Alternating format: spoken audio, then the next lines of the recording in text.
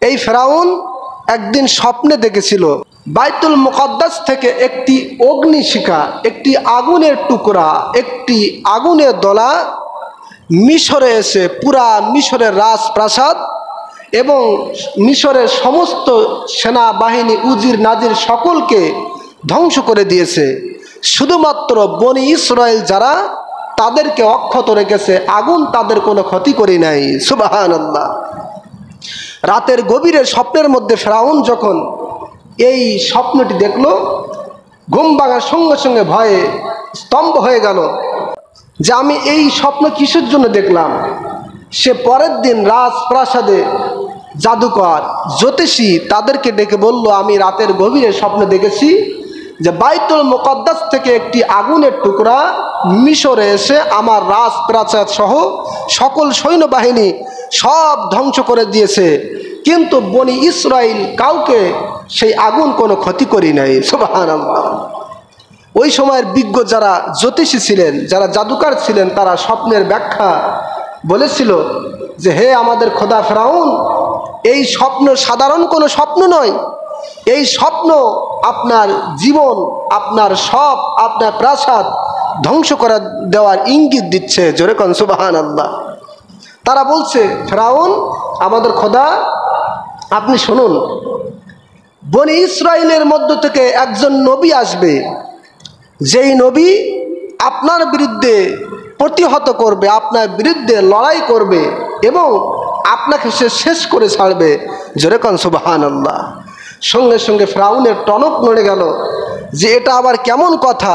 ফেরাউনের এই রাজপ্রাসাদ, ফেরাউনের এই রাজত্ব শত শত বছর ধরে কেউ নষ্ট করতে পারল না, বনি ইসরায়েলদের মাঝে আবার কে এসে আমার এই খোদাই রাজ সিংহাসন কে নষ্ট করতে পারে। ফেরাউন ওই সবাই ওই স্থানে ঘোষণা দিল, আজ থেকে যাদের ঘরে পুত্র সন্তান হবে তাদেরকে শেষ করতে হবে, জবহ করতে হবে, আর নারীদেরকে বাঁচিয়ে রাখতে হবে। জোরে কার নাউজুবিল্লাহ। প্রিয় সুধী, আল বিদায়া ওয়ান নিহায়ার মধ্যে তাফসীর ইবনে কাসিরের লেখক হযরত ইবনে কাসির রাহমাতুল্লাহ আলাইহি লেখেন, ফেরাউন সেই দিন থেকে কিছু সংখ্যক মানুষ, পুরুষ এবং মহিলা দেশের মধ্যে নিযুক্ত করে দিল। তাদের কাজ একটাই, কার পেটের মধ্যে সন্তান যাচ্ছে, সেই সন্তান কবে জন্মগ্রহণ করবে এই তথ্য তাদের কাছে দেওয়া, আর যদি ছেলে সন্তান জন্মগ্রহণ করে সঙ্গে সঙ্গে তাকে কতল করে দেওয়া। জোরে কার নাউজুবিল্লাহ। তবে ফেরাউনের ভাগ্যের কি নির্মম ইতিহাস, যে নবী মুসা আসবে এই ভয়ে সকল পুত্র সন্তানকে হত্যা করে দিল। সেই নবী মুসাকে আল্লাহ পাক তার ঘরেই লালন পালন করিয়েছিলেন এবং তাকেই শেষ পর্যন্ত ধ্বংস করিয়ে দিয়েছিলেন। ঠিক কিনা বলুন?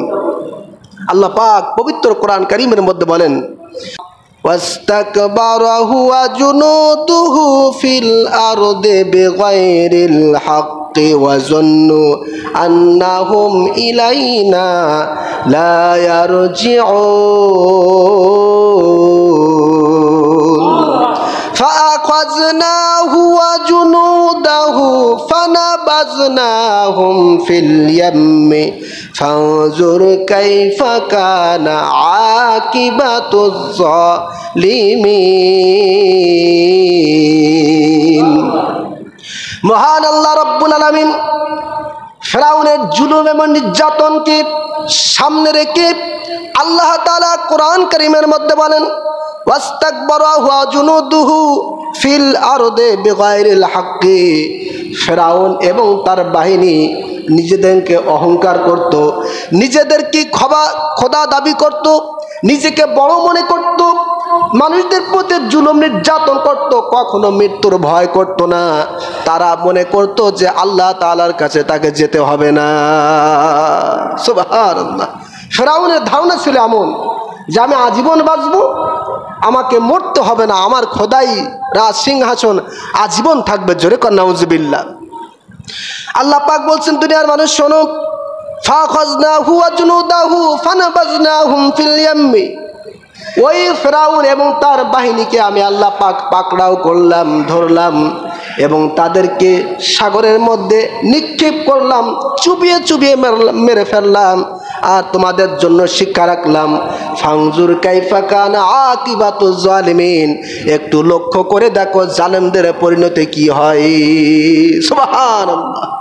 আল্লাহ পাক বলছে এত বড় জালেম যে নিজেকে খোদা দাবি করছে, একেবারে তাকে সহ তার সৈন্যবাহিনী সবগুলোকে একসাথে আমি আল্লাহ ফাংজুর কাইফা কানা আকিবাতুজ জালিমিন তোমাদেরকে শিক্ষা দেওয়ার জন্য নিদর্শন হিসাবে রেখেছি, যে তাদেরকে একসাথে আমি সমুদ্রে চুবিয়ে চুবিয়ে ইঁদুরের মতো তাকে মেরেছি। সুবহানাল্লাহ। সম্মানিত হাজিরিন, এটাই হচ্ছে জালেমের পরিণতি।